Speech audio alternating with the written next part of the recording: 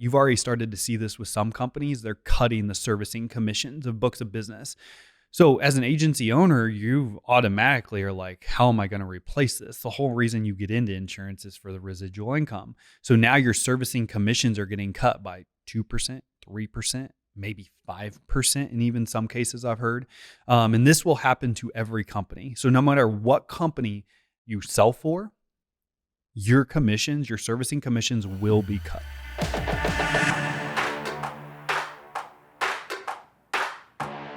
Are you tired of hiring new producers only to find out that your sales numbers aren't improving? It's a common problem in the insurance industry, but the solution isn't always to keep hiring new people. Instead, it's time to invest in a comprehensive training program that can transform your existing team into top performing producers. Our insurance training program is designed to help your team achieve measurable sales success. We understand the unique challenges of the insurance industry and have developed a training program that addresses those challenges head on. Our program covers everything from prospecting and lead generation to closing deals and retaining clients. There's so much more to the program. So if you're interested in joining the program that's helped over 10,000 insurance agents nationwide, visit www.weaversa.com or send me a text directly at 816-727-7610 with any questions to find out more. Welcome to the Insurance Buzz. We are your host, Michael and Courtney Weaver, and today we're going to be talking about how to not go extinct by becoming the modern insurance agent. That's right. That was my best T-Rex that I... You think that's how T-Rex sounded? No, but that was what I went with. I don't know what that little like front-legged creature sounded like. All right, let's get into it. All right, so how to not go extinct by becoming the modern insurance agent. We're going to be talking about the product that you have to get better at because it's the product that has zero volatility. It's not like crypto. It's not like crypto at all, man. My portfolio went crazy over the last few days, but so what goes up must come down. But think about the P&C market right now. Yeah. It's super hard. It's super volatile. Everyone will tell you insurance is cyclical. Well, insurance is cyclical on the P&C side of things. It doesn't matter if you're talking about personal lines or even the commercial lines. I want you to think about the one product that doesn't have any volatility at all. It's the one thing that never changes. If anything, it's going to become less expensive because people are living longer. We are talking about life insurance. Life insurance, baby. When you said talking about the volatility of the P&C market, the interesting thing is when I talk to insurance professionals and agents, their mood and emotions ride the same wave of the P&C market. Oh yeah, it's an up and down. When the P&C market is good, the big dog is eating on the front porch, baby. Man. We are good. We're making money. Golfing, we are growing. We're on trips. That's right. We are living. When the P&C market is tough, people are stressed the F out. Yeah. People are stressed because they're having hard conversations every day. And that's why life insurance is so important. And not just to be able to transactionally sell life insurance either. I'm talking about becoming a true life insurance professional, having the ability to have deep conversations with your customers that drive bigger death benefit, bigger premium policies. I want you to think about right now, like, what would happen if your agency produced a minimum of $100,000 a year in life insurance premium every single year? What would happen? Versus just doing whatever it takes to qualify for that travel trip incentive or the first bonus incentive. Like, what would it actually do to your business, to your agency, to your life, to your producer's life to consistently produce $100,000 in life insurance premium every single year?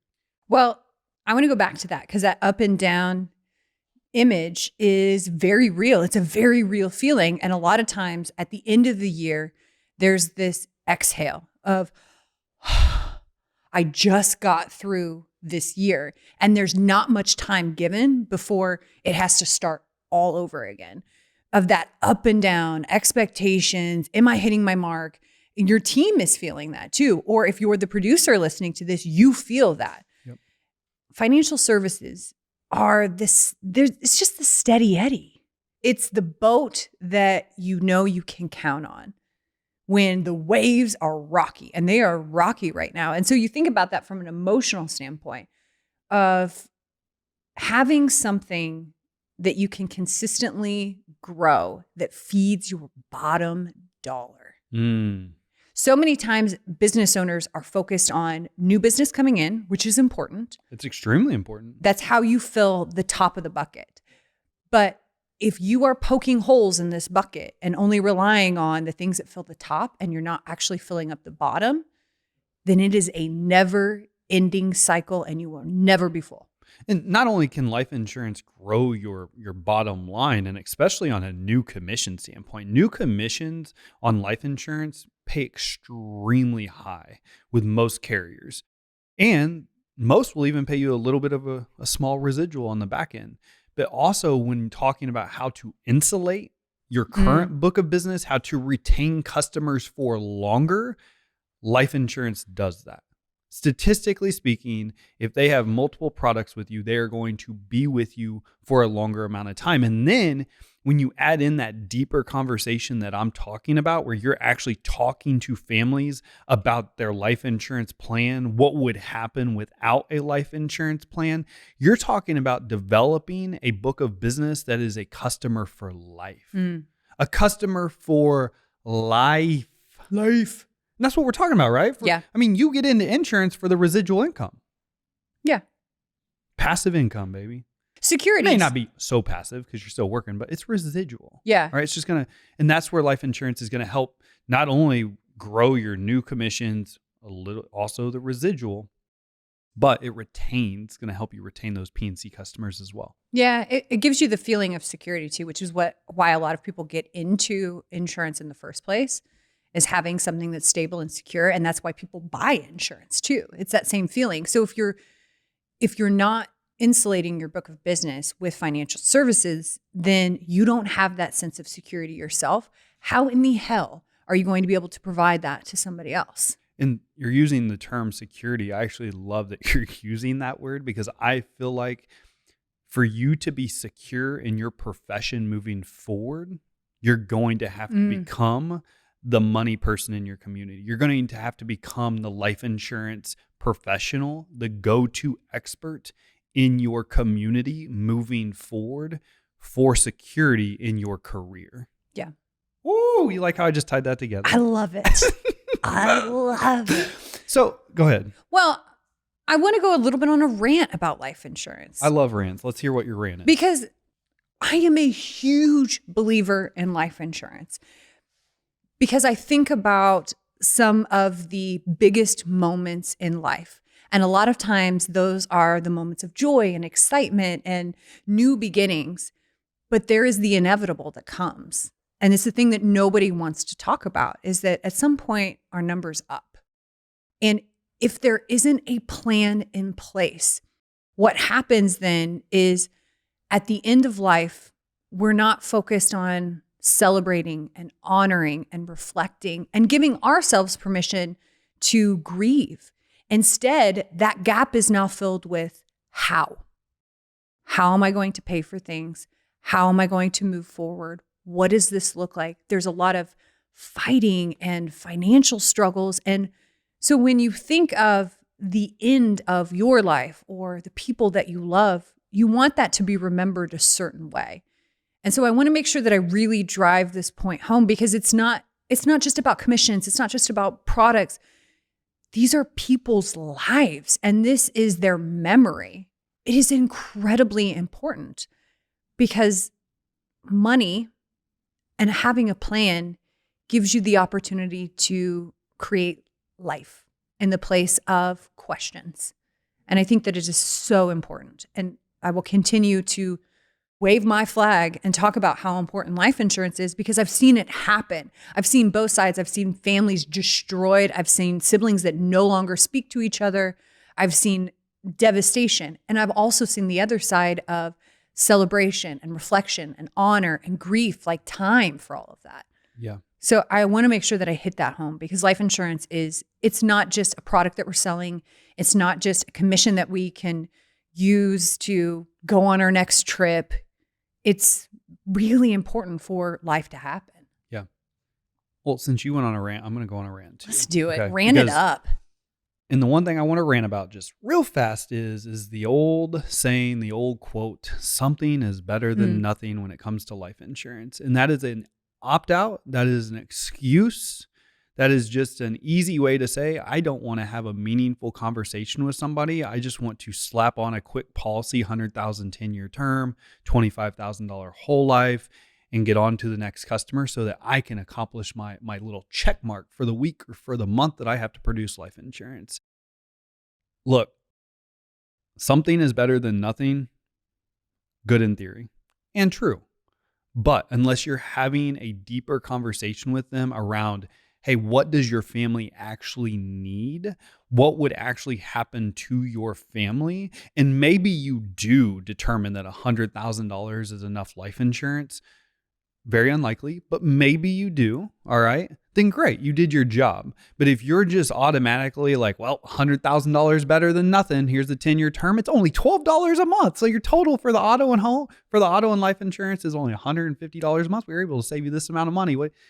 That is not like you're not doing your due diligence. You're letting the customer down and you're letting yourself down as well. And you're opting out. You're giving yourself an excuse because maybe you don't know how to have that conversation, and that's okay. Like, that's okay. There's ways to learn what that conversation looks like to help somebody out with $1 million life insurance policy. And that may be scary at first because it's something new, but don't just don't cop out and be like, well, I helped them because something's better than nothing. Well, let's talk about the scary thing, because it is scary to have a conversation about something as big as life insurance. This is not just an auto policy. It's not just a home policy. We're talking about money, and that's very uncomfortable for a lot of people to talk about. So you're saying moving forward, and I completely agree, that life insurance is going to be the bedrock to insulate your book of business. It will also create better retention from a customer standpoint. Yep. I would add that it would add better retention to your team as well, because there's a deeper conversation that's being had. There's more fulfillment. There's deeper purpose there. Mm-hmm. But if somebody's listening to this and they're like, okay, this is a scary freaking conversation, which I agree. Now what? It doesn't have to be scary though. So, and a lot of it gets put back on us as the business owner of just expecting our team to figure it out. They'll grow, they'll figure it out. We just have to hit numbers. And all I need is you doing pivots. I just need you to ask. I just need you to ask. Like, that's the one thing I always hear. Like, they're just not pivoting enough. They're just not asking enough. Well, it's the conversation after the ask is actually where the magic happens. I mean, an ask that anyone can do, licensed, non-licensed, is, hey, Mr. or Mrs. Customer, before I let you off the phone, I don't see any notes on file regarding your insurance plan. Tell me, what does your current insurance plan look like? For example, what do you have through work? So, Mr. or Mrs. Customer, I don't see any notes on file regarding your life insurance plan. Tell me, what does your current life insurance plan look like? For example, what do you have through work? I always like to assume that they have it through work because that's the number one objection you receive as a life insurance professional. So that's the ask. Great. I just asked you, Courtney, what's your life insurance plan look like? That is the start of a conversation. So that's extremely important. But then where does the conversation go? Because how I was taught, I was never taught how to have like a real life insurance conversation. Like, I was taught the life needs analysis on how to determine the death benefit. But I was always taught like, okay, so what do you have through work? Well, I have this. What do you have outside of work? Well, 99% of people are going to be like, I don't have anything outside of work. Or, hey, yeah, my mom and dad got me a small policy when I was a kid. And then it's, well, Courtney, I'm so glad that you have it through work. And I'm so glad that you care about your family enough that you purchased it through work. But let me tell you why 90% of customers also have it through an outside provider like myself. Work policies, if you ever leave your work, the benefit doesn't go with you. If you get sick, it may not pay out. And you just go through all these lists. You don't own the policy. You go through a list of just telling the customer all the reasons why they should have it outside of work. The problem is you can talk until you're blue in the face trying to convince somebody that they should have life insurance outside of work. But the customer, they already think they've done their due diligence. I've got it through work. I'm good. My family's covered. So without you having a conversation with them around like, hey, tell me, do you consider yourself responsible for providing for your family financially? Do you? Yeah. Why? Why would you consider so this is what I'm talking about. Yeah. Like getting into conversations around, because if someone considers themselves responsible for providing for their family financially, that's a great life insurance prospect. But why do they consider themselves responsible? Like, what does providing financially for your family, like, what does that mean to you? What does that look like? Like, you want to get extremely curious. And then it's, well, hey, if you were to die today, if you were to pass away, would you still want to continue to provide for your family financially? Because your paychecks stop. And if they answer yes to that, why would that be important to you? Here's the other thing. What would it look like if you didn't continue to provide for your family financially?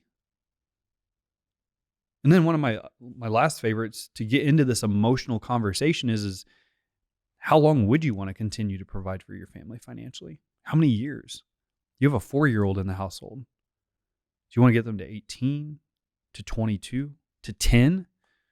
I mean, what are you comfortable with? How long would you want to make sure that they can continue to live the same lifestyle that they're living with you today, even though your paychecks are no longer coming into the household? How long would it be important to you to make sure that they don't struggle financially?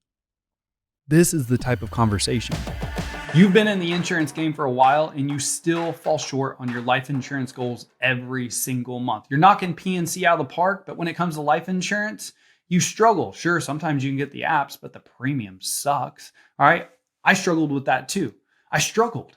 It sucked. I could barely pay my bills. And that's exactly why we created the 6-Figure Life Insurance Producer course, so that you don't have to struggle anymore. We teach you exactly how to start the conversation, regardless if it's a PNC sales conversation, a pivot to a current customer, you're actively calling current customers and talking about life insurance, you're having appointments either in person or virtually. We cover all of that. Not only how to have the conversation or start the conversation, how to overcome those initial objections, and then the types of questions to ask the customer to get them involved in the life insurance conversation with you. And then how to educate them on the types of policies that they can have within their plan. And lastly, how to ask for the sell and then overcome those objections. Like, I need to think about it. I need to talk to my spouse. It's a little bit more than I was hoping for. You have to be comfortable in every aspect of the conversation, regardless if it's in person or over the phone. And that's exactly what we teach in this course. You get access to everything from the playbooks, the word tracks, the scripts, the state-of-the-art video training that you have in this course. And the best part is, it's a one-time investment into yourself and into this course. And you own everything we talked about and more forever. So when you bring up a life conversation and maybe you mess up, you can go back and you can look at the word track. You can go back and look at the script. You can go back and watch the videos. So if you're tired of struggling, if you're tired of not helping more customers out with their life insurance, if you're tired of living paycheck to paycheck like I was, take action. Click the link below. I love this conversation because I know what you're saying and I can feel it, even though I know what's coming. Like, it's such an emotional ask and really active listening. But as a producer or as an agent, the next question that comes up is, I don't know that much about the products. There's so many different life insurance products. How do I know where to go? Products don't sell, people do. You don't have to be an expert at the product. You already know more than the customer does. Unless they've sold life insurance before, and if that's the case, their life insurance plan is good, taken care of more than likely. So, but you know more than any customer you come in contact with. You don't need to know the ins and outs of every policy. Term policies are pretty simple. Like, you pay into the policy. If something happens to you during the term, we're going to give you $1 million tax-free. If nothing happens to you, the policy never pays out. I mean, let's keep things simple here. Okay. Permanent. This bad boy lasts forever. It literally will go until the day you pass away. You pay the bill, You have the life insurance plan. And we even have some plans that once you pay for it after an X amount of time, you never have to pay for it again. Like, how simple is that? You don't need to know the ins and outs. The customer doesn't want to know the ins and outs unless they're extremely analytical. And you'll come across that about 1% of customers. And they'll ask you some questions. Don't be scared of the 1%. Be prepared for the 99%. The 99% of conversations that you're having every single day, don't be worried about the 1%, because if somebody asks you something and you don't know the answer, it's really easy to say, hey, Courtney, that's a really great question. Let me get on the phone with our life insurance department and ask that, because I want to make sure that I give you the correct answer. You're not expected to know all the answers. You're not expected to know everything. But don't let the unfamiliar territory of not being a product expert get in the way of actually having the conversation that matters to the customer to get them even interested in having a life insurance conversation with you. Because by asking those questions that I just reviewed with you, that's what's going to evoke emotion. And that's what life insurance is. Customers don't know what life insurance actually does for them until you have the conversation like I just had, like the questions I just asked. Because that's what's going to evoke emotion and help the customer self-discover that they have a problem that they didn't even know they had. They thought that their job was to get life insurance through work and their family would be taken care of. They've never thought about what would happen if no one likes thinking about dying.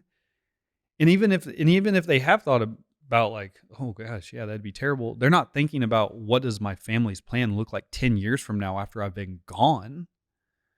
That's your job as the professional to have that conversation with them.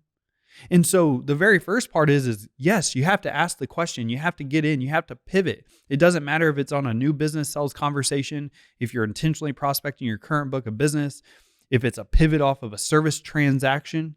You have to be able to ask the question to bring it up. But then it's the conversation that follows is where the real magic happens. That's where you get the customer actually interested in having a life insurance conversation with you. I love that you brought up asking the questions. And if you don't know the answer, it's okay.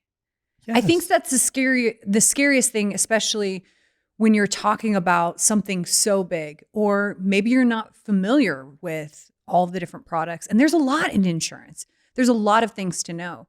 But having that conversation with the customer of, I will find the answer for you, let me check, is the only verb or vocabulary that you need, is that you're willing to go look for the answer. All right. So this is funny that you're bringing this up, because most people sell auto insurance all day long, but they don't know the ins and outs of every auto and like what claim will and will not be covered. You know the most generic and general claims, but what happens on those one-offs? Yeah. You don't know the answer to that, but that doesn't keep you from helping somebody out with their auto insurance policy. It's the same thing with life insurance. It's the same thing with anything. You don't have to know everything about everything. Actually, when you know everything about everything and you try to educate the customer on everything, that just makes everything complicated and overwhelmed. An overwhelmed buyer or a confused buyer never is a buyer. They're always going to be a thinker. Let me think about that. You've given me a lot of information here. The more simple you can make the conversation and the more that you can focus on solving the customer's problem. And their problem is, if they die today, their family will be in a financial ruin, financial devastation 6 months from now, because they only have $100,000 in life insurance from work that may not even pay out in the next 6 months. That's the problem you're solving. That's their problem. Their problem isn't the cash value in a life insurance policy, how much money they're going to make in the permanent. Like, that's not their problem. Their problem is they don't have a guaranteed financial plan that if something happens, their family isn't going to be able to pay the mortgage in 3 months, and they're going to have to sell their childhood home and move school districts. Like, that's the problem you're solving in most cases. Most people you're talking to are parents with small kids, lots of debt. Like, don't overcomplicate this conversation. at life insurance root, life insurance is a paycheck protector. It's a replacement of income. Now, there's a lot of benefits around life insurance, permanent life insurance, but at the core, just solve the problem. But the only way you can solve the problem is if you're asking the questions to find out what the problem actually is. Yeah.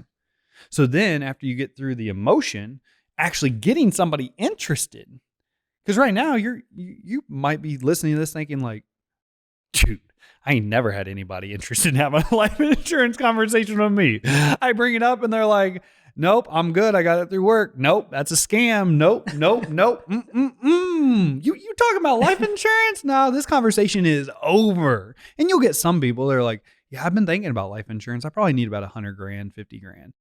So if you've never like asked these types of questions, this is going to be super unfamiliar with you. And you're going to be like, does this even work? And the only way that you find out if it works, which it does, I've helped over 10,000 insurance professionals across the country adopt conversations like this. It works, but you have to be willing to get out of your comfort zone and actually ask the question. And maybe you don't like the question I'm asking. Great. Create a question that fits your personality and your verbiage. The trick here is, and the tip I'm giving you is, you want to ask questions that evoke emotion, that get the customer actually talking about their situation, not yes or no questions, not high level, because the customer is going to give you a high level answer. So then it's your job to then dig in. Why? Tell me about that. Why would that be important to you? What would you want that to look like? What would it look like if you did pass away and didn't have a plan? So this is all happening before we ever even talk about life insurance. I've never really brought up term, permanent, ever in this conversation. So we are starting the conversation asking questions, and then I'm going to figure out the benefit. What benefit? Which I use a really simple approach, $1 million. Would you agree that a good starting point would be $1 million for your family?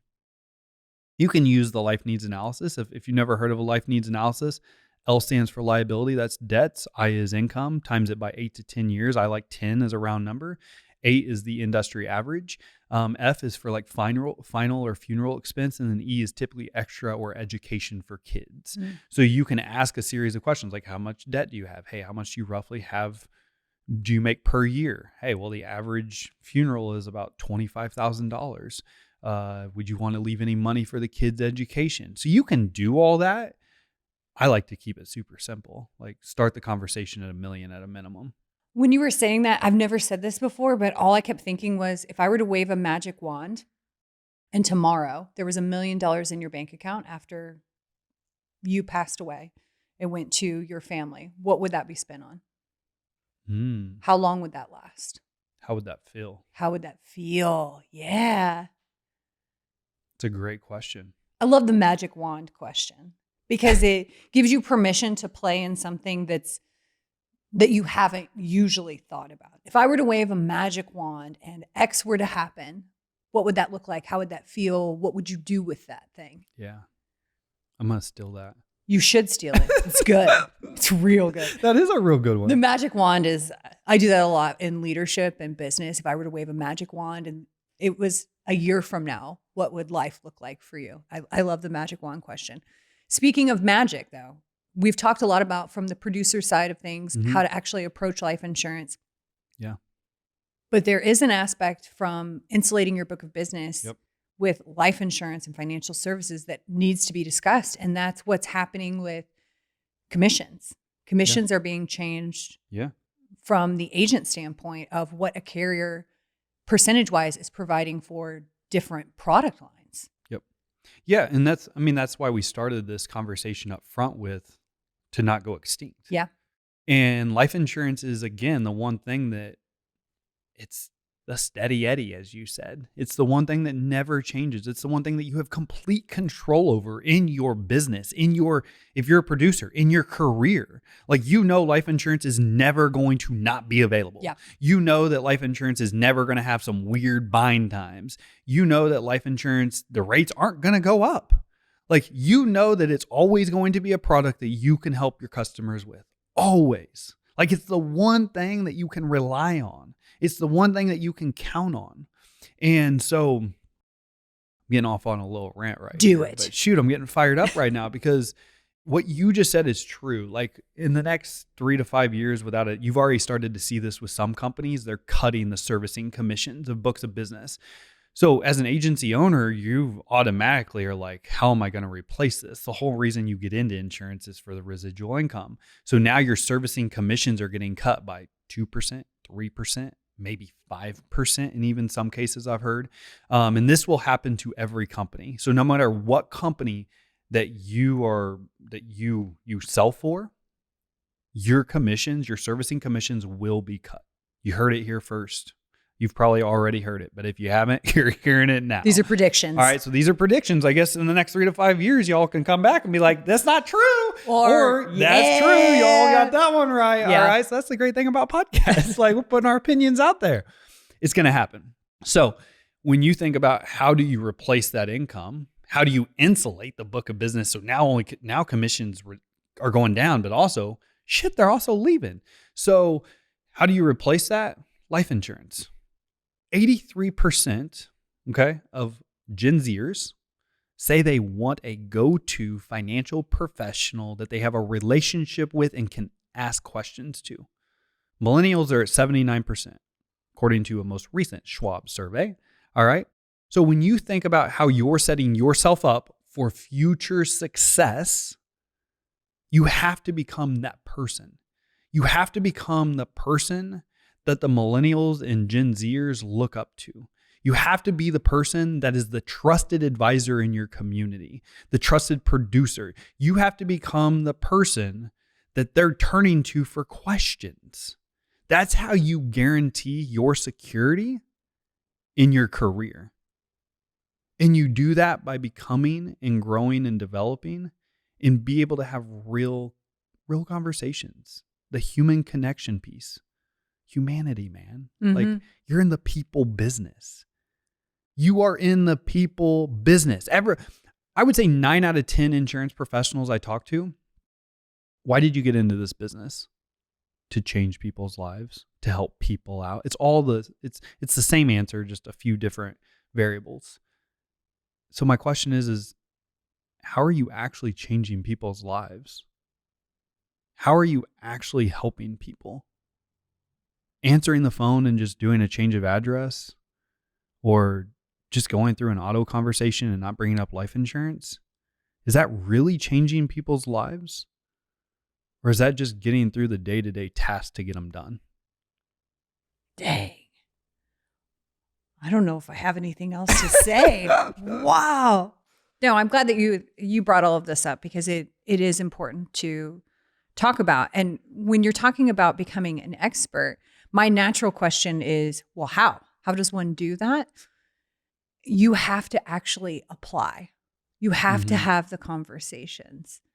It's not just, yes, training, yes, actually getting the information, but implementing that. Because you might come up with a completely different question than the magic wand or $1 million. And that may be the thing that anchors you in, that you're like, this is how I own this space. Get comfortable owning the space. But in order to do that, it's trial and error. Yep, it is. Asking the question that puts a ball in your throat of like, I'm going to ask them about money, about death, about life insurance, and that feeling as it comes in, and just asking it anyways, because I guarantee you are probably the only person in their entire life that will ever ask them that question. That's right. That's right, which is powerful. And the only way you get better at it is if you do it. And it's going to be uncomfortable at first. I remember the first time I ever went from like that transactional selling model to like the conversation we're having now. And it was a terrible conversation because I was so nervous. Like I could barely get the questions out. I was stumbling all over myself. I was stuttering. Like, I'm like, oh my God, what is going on like right now? Like I've been doing this for a hot minute. But just what you said, like you can get on YouTube, you can hire someone like ourselves. You can get all the development. You can figure out all the questions that you want. But if you don't actually apply what you've learned and you don't actually start to practice the conversation, not only with your peers, but in real life, nothing's going to change. So that's an extremely valid point. So you don't get better and look good at the same time. It's important to remember that, because so many times when we're starting something, we are overly optimistic on how great we're going to be. Yeah. And I want to remind you that getting better and looking good don't happen at the same time. Yeah. So I would challenge. It's okay. Yeah. So I would challenge you right now, because like every person, every time is a great thought in theory. Like I would love if you had a life insurance conversation with every single person, every single time, every new business quote, every single service call. If you're intentionally calling people, every friend, like, yeah, let's start at an attainable number of 3. If you could have 3 conversations a day, like what we just talked about, where you're bringing it up, you're asking the questions, you're getting them emotionally involved in the conversation. Hey, Courtney, I see that you have a mortgage on your home, but I don't see a mortgage payoff protector plan in place. Tell me, in the event that something happened to you, would it be important to you to make sure that your spouse received a check large enough to be able to pay off their mortgage? Oh, yeah. Well, why would that be? See what we're getting into the conversation. So 3 of those a day. That's it. 3. Start with 3. Start with something attainable and achievable. By starting with something attainable and achievable, that's going to help your confidence grow. And when your confidence grows, all of a sudden you start doing it more because you're more familiar with it. You're more confident with it. You're getting some wins, and it's contagious. So then we go from 3 to 4, and from 4 to 5, from 5 to 6. So start small. So that would be my challenge. Start with 3 conversations a day. Push yourself out of your comfort zone and not only ask the intro question, but ask some of those, what I call disturbing complacency, those questions that are going to evoke emotion out of your customer to help them actually think about what would happen if I passed away today. Yeah. What would happen to my family? So that's where it starts. You want to be successful in the insurance industry moving forward? You want security in your career? Become that go-to life insurance professional. Become the money person. Become the person that is the trusted advisor in your community, and you will never, ever, ever have to worry about your career going extinct ever in your lifetime. So with that being said, as always, time is the most valuable and important asset that we have. I appreciate you spending it with us today. I would love to know your favorite question you ask a customer. So shoot that over to me, 816-727-7610. Other than that, go out and make it great.